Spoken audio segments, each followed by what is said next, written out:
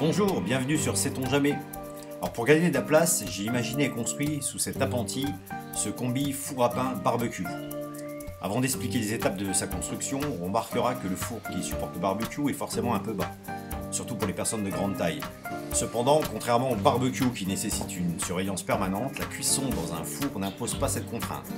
De plus, cette hauteur réduite offre l'avantage d'initier les enfants à son usage. Le barbecue, quant à lui, est à hauteur réglementaire.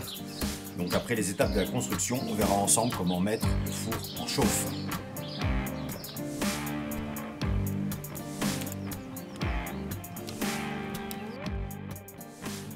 Donc pour l'assise du four, j'avais la chance d'avoir de grosses pierres de taille à portée de main, les blocs d'un ancien lavoir qui envahissait le jardin.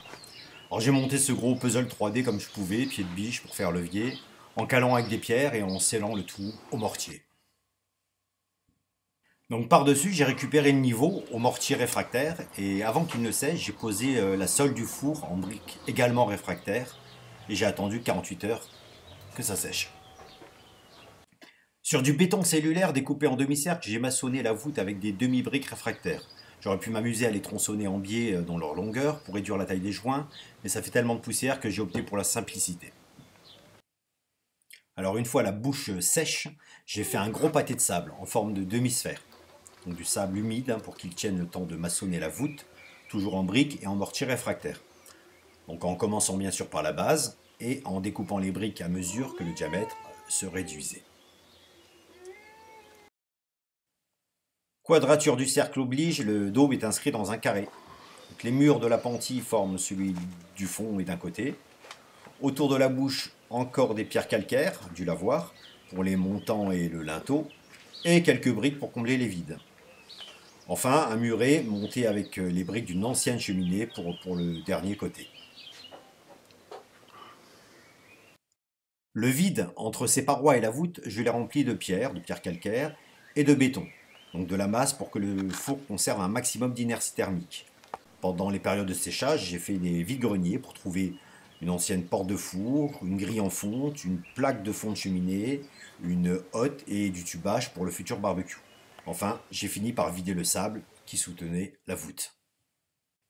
Dans la sole du barbecue, qui est en briques réfractaires, j'ai aménagé un espace à la taille de la grille en fonte, avec une tranchée qui permet d'alimenter le feu en oxygène.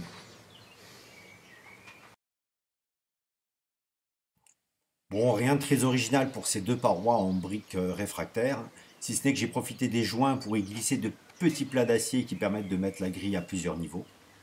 Le fond est constitué d'une ancienne plaque donc de cheminée en fonte, lourde comme un âne mort, mais qui offre l'avantage de restituer la chaleur du feu.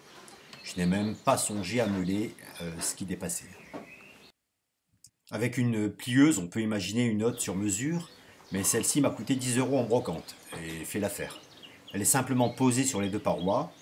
Le raccordement au conduit, c'est aussi de la récup. Pas très étanche, mais en extérieur, les fumées trouvent toujours à s'évacuer. Alors j'ai attendu 2 semaines avant de mettre le four en chauffe. Pour ne pas le fragiliser, il est impératif de le faire monter le plus lentement possible en température. Donc pour cela, il s'agit de s'armer de patience et de bien préparer son bois. Du journal, de la cagette, du bois refendu finement, plus grossièrement, jusqu'aux petites sections de charbonnettes. Donc plus la montée en température est progressive, moins vous avez de chances de voir apparaître des fêlures. Pour son inauguration, j'ai dû passer entre 5 et 6 heures à l'alimenter. Donc un bon bouquin peut rendre certains services. Bah, le mets dessus. Il faut les mettre comme ça. Tu peux les poser. Attends, papa.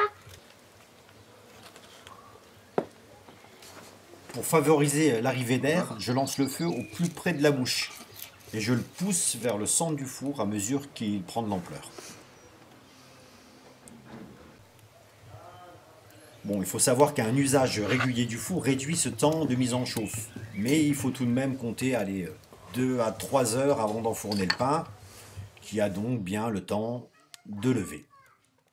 Et puis on peut se passer de thermomètre, car lorsque la voûte noircie par les cuissons précédentes devient blanche, s'éclaircit, c'est qu'on est à la bonne température pour enfourner le pain, donc vers 220 degrés.